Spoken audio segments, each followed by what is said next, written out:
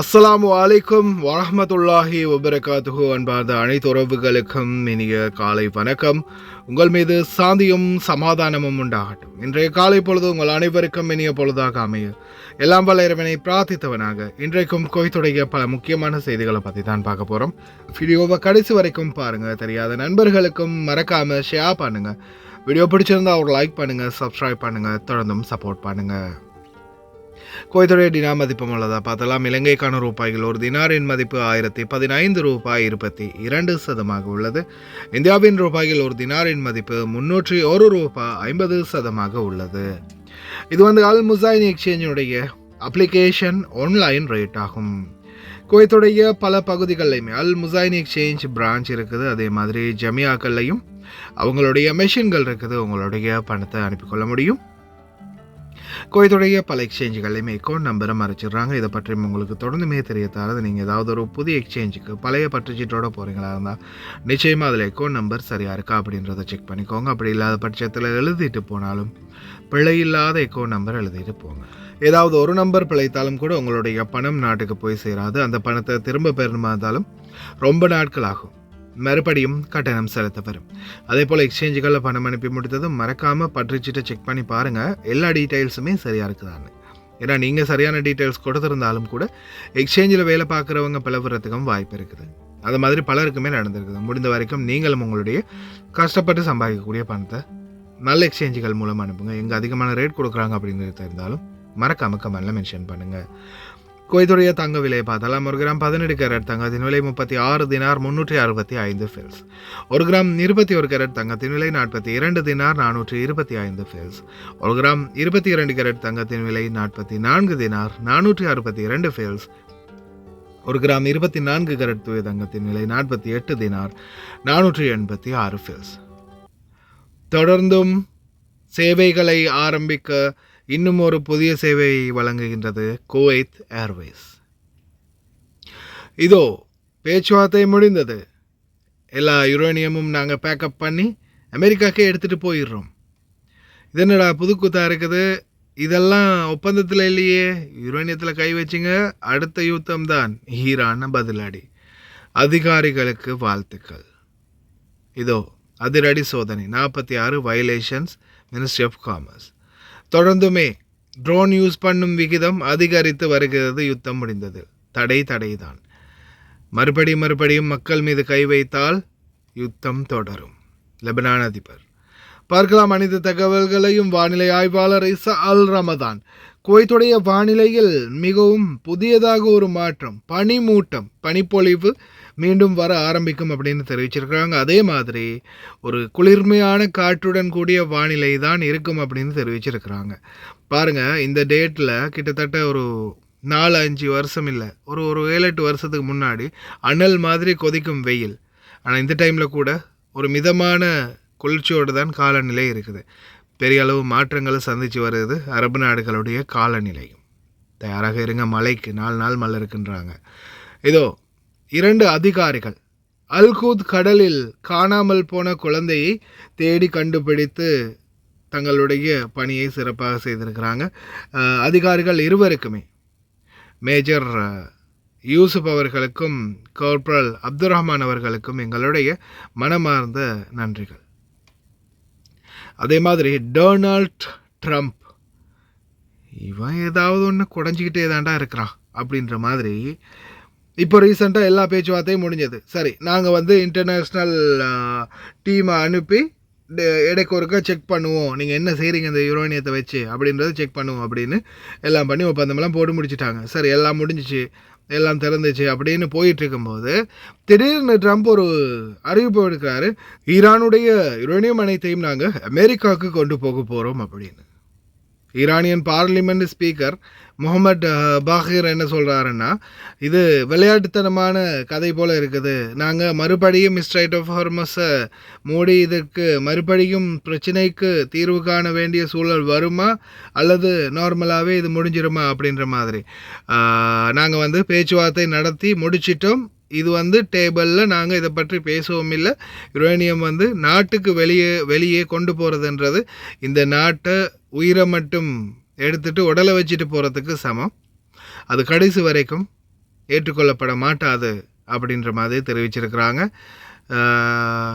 என்ன நடக்குதுன்றது பார்ப்போம் பொறுத்திருந்து. மறுபடியும் குழப்புறானுங்கடா டேய்.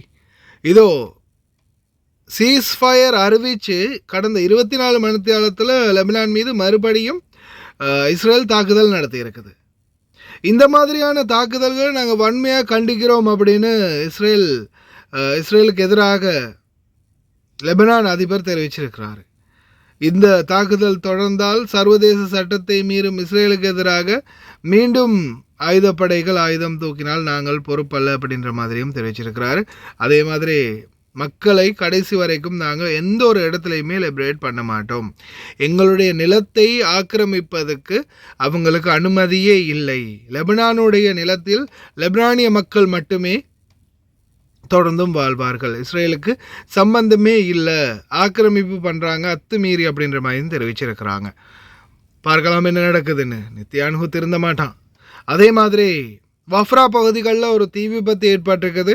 குவைத்துடைய தீயணைப்பு படை விரைந்து போய் தீய கட்டுப்பாடுக்குள்ளே கொண்டு வந்திருக்கிறாங்க. யாருக்கும் எந்த ஒரு காயமும் இல்லை அப்படின்றது மேலதிக தகவல்கள். அதே மாதிரி ஓமானுடைய சமாயில் கவர்னரேட்லையும் ஒரு வாகனம் தீப்பற்றி இருந்ததாக தெரிவிச்சிருக்கிறாங்க. மறுபடியும் வாகன தீ விபத்துக்கள் அதிகரிக்குது. மக்களே கவனமாக இருங்க. ஒமானில் நடந்த இந்த தீ விபத்தில் யாருக்கும் எந்த ஒரு காயமும் இல்லை. குவைட் ஏர்வேஸ் எதிர்வரும் 24ஆம் தேதி தங்களுடைய சேவையை தம்மாம் சவுதி ஊடாக பங்களாதேஷ் டாக்காவுக்கு ஒரு விமான சேவையை ஆரம்பிக்கிறோம் அப்படின்னு தெரிவிச்சிருக்கிறாங்க. இப்போ இதில் முக்கியமாக பார்த்திங்கன்னா நிறைய பேருடைய கேள்வி என்ன, குவைட்டில் ஏர்போர்ட் திறந்துட்டாங்களான்னு தான் திறக்கிறாங்க மக்கள். இன்ஷா அல்லாஹ் விரைவில் திறப்பாங்க. இந்த பிரச்சனைகள் இன்னும் முருகல் நிலையில் தான் இருக்குது. இன்னும் சரியான ஒரு தீர்மானத்துக்கு வரல அப்படின்றதும் ஒவ்வொரு நாள் வரக்கூடிய ஒவ்வொருத்தருடைய கருத்துக்களில் தெரிய வருது. கொஞ்சம் பொறுமையாக இருங்க, பார்க்கலாம். ஆனால் அதே போல் நான் இந்த தகவலை மெயினாக அவங்களுக்கு ஹைலைட் பண்ணி சொல்கிறதுக்கு காரணம் என்னென்னா, இதோ 24ஆம் தேதி குவைட் ஏர்வேஸ் அவங்களுடைய சேவையை தொடங்குறாங்க அப்படின்னு உங்களுக்கு சும்மா அப்படியே மொட்டையாக எவனாவது நியூஸை போடுவோம், அதுக்கப்புறம் எனக்கு நீங்கள் மெசேஜை போட்டு தள்ளுவீங்க. அதனால தான் நான் இப்போவே தெளிவாகவே இதை கிளியர் பண்ணி சொல்லிடுறேன். சவுதி அரேபியா தம்மாம் ஊடாக டாக்கா பங்களாதேஷ்லேருந்து 24ஆம் தேதி குவைட் ஏர்வேஸ் அவங்களுடைய சேவையை ஆரம்பிக்கிறோம் அப்படின்றத தான் அறிவிச்சிருக்கிறாங்க. கடந்த நாட்களில் சில நாடுகளுக்கு நாங்கள் எதிர்வரும் ஏப்ரல் 15ஆம் தேதியிலிருந்து சேவை ஆரம்பிக்கிறோம் அப்படின்னு சொன்னதோடைய நாட்டில் உள்ள பெரிய பெரிய நியூஸ் சேனல்கள் கூட இதோ குவைட் ஏர்போர்ட் திறக்கிறாங்க அப்படின்னு ஒரு அறிவில்லாத பதிவை போட்டிருந்தானுங்க. அதனால் மிகப்பெரிய ஒரு குழப்பம் ஏற்பட்டது. பல மக்கள் குழம்பி போய் மெசேஜ் போட்டு தள்ளினாங்க. அந்த மாதிரி ஒரு நிலைமை திருப்பியும் வரக்கூடாது அப்படின்றதுக்காக தான் மறுபடியும் கிளியர் பண்ணுறேன். 17ஆம் தேதி ஆரம்பிக்க போகிறது, 24ஆம் தேதி ஆரம்பிக்க போகிறது பார்த்திங்கன்னா டாக்காவிலேருந்து பங்களாதேஷ், டாக்காவிலேருந்து சவுதி அரேபியா தம்மாம் தம்மாம்லேருந்து குவைத்துக்கு பஸ் மூலமாக வர மாதிரி தான் குவைட் ஏர்வேஸ் தங்களுடைய சேவையை 24ஆம் தேதி திறக்கிறாங்க. அதுக்கப்புறம் மெதுவாக இந்த பிரச்சனை முடிஞ்சிருச்சுன்னா நிச்சயமாக எப்படியுமே குவைட் ஏர்போர்ட் திறப்பாங்க. ஆனால் அது வரைக்கும் நீங்களும் வெயிட் பண்ணித்தான் ஆகணும். இதோ ட்ரோன் பாவனைகள் இன்னும் அதிகரிக்கின்றது. சோஷியல் மீடியா இன்ஃப்ளூயன்சர்களுக்கு எச்சரிக்கை. அதே போல் குவைத்துடைய மினிஸ்ட்ரி ஆஃப் காமர்ஸ் இண்டஸ்ட்ரி, அதாவது வணிக வர்த்தக அமைச்சகம், கிட்டத்தட்ட 46 வயலேஷன்ஸ் கடைகள், ஸ்பேர் பார்ட்ஸ் கடைகளில் நிறுவப்பட்டதாக தெரிவிச்சிருக்கிறாங்க. தயவு செய்து ரொம்ப கவனம். இந்த ஸ்பேர் பார்ட்ஸ் கடைகள், மெக்கானிக்கல் கடைகளில் வேலை பார்க்கக்கூடியவங்க ஷோய்க்கில் அதிரடியான சோதனை ஆரம்பம். في إطار مساعيها الدؤوبة لتوسيع نطاق شبكة خطوطها خلال الظروف الراهنة، أعلنت شركة الخطوط الجوية الكويتية عن استئناف تشغيل رحلاتها المجدولة إلى وجهة دكة في بنغلاديش عبر مطار الملك فهد الدولي في مدينة الدمام بالمملكة العربية السعودية الشقيقة، وذلك بعد نقل الركاب برا عبر منفذ وسيب اعتبارا من تاريخ 24 من أبريل 2026 بواقع رحلتان بالأسبوع. وفي هذا الشأن أكد الرئيس التنفيذي لشركة الخطوط الجوية الكويتية بالتكليف الكابتن عبد الوهاب الشطي على مواصلة الخطوط الكويتية بتنفيذ خططها التشغيلية بكفاءة عالية لضمان انسيابية حركة السفر، مشيرا في الوقت ذاته إلى أنها سعت في الآونة الأخيرة لتجهيز كافة الإمكانيات والآليات المتاحة لاستقبال طلبات السفر، ومن ثم توفير رحلات للمسافرين على وجهات محددة. زميلي، بعد التحية لك ولضيفك الكريم المتواجد في الاستوديو ولطاقم العمل. على ما يبدو أن الأمور في آخر 5 أو 7 أيام مستقرة جدا، لا يوجد هنالك أي صافرات إنذار، وعلى ما يبدو أن مراقبة الأوضاع تبين لنا أن الأمور مستقرة، لا يوجد أي شيء يدعو إلى الذعر أو الخوف، لله الحمد والمنة. هذا إن دل على شيء زميلي، إنما يدل على أن المرابطين في الصفوف الأمامية يعملون بكل جد بلا كلل ولا ملل للتأكد من أن الحياة تستمر بأمنها وأمانها واستقرارها. وإذا ما أردنا أن نستذكر 40 يوما، بل أكثر من 40 يوما من الظروف الاستثنائية التي مرت بها البلاد، لعلنا نرى أن الأوضاع كانت طبيعية، إذ أن الناس كانوا يستطيعون الخروج ومزاولة أعمالهم. نعم، كان هنالك بعض الإجراءات الاحترازية، وأكرر وأؤكد هي إجراءات احترازية فقط لا غير، من تخفيض قوة العمل إلى 30%، وبعض التعليمات الصادرة من الإدارة العامة للدفاع المدني أثناء سماع صافرات الإنذار، من مثل عدم الخروج من المنزل إلا للضرورة القصوى، والابتعاد عن المنافذ والمخارج أثناء سماع صافرات الإنذار. لم تكن هذه حقيقة نذيرا للخطر، بل كانت إجراءات احترازية للتأكد من عدم حدوث أي شيء أو أي مكروه لا قدر الله. لله الحمد والمنة. تبين لنا هذه الأحداث واحتواء هذه الأحداث والتقليل من أي ضرر كان قد نتج في ظل هذه الظروف الاستثنائية، يتبين لنا أن المرابطون في الصفوف الأمامية قد تلقوا أفضل التدريبات. وفي آخر المستجدات والتعليمات الصادرة من وزارة الداخلية والخطوط الأمنية في دولة الكويت هو عدم استعمال طائرات الدرون، وإن كانت للهواية وللتسلية ولغرض التصوير لمن يعني يزاول هواية التصوير الفوتوغرافي. ونريد أن نؤكد أيضا تواجد طائرة الدرون في سيارتك، وإن كنت تنقلها من مكان إلى مكان قد يعرضك للمساءلة القانونية والإجراءات القانونية.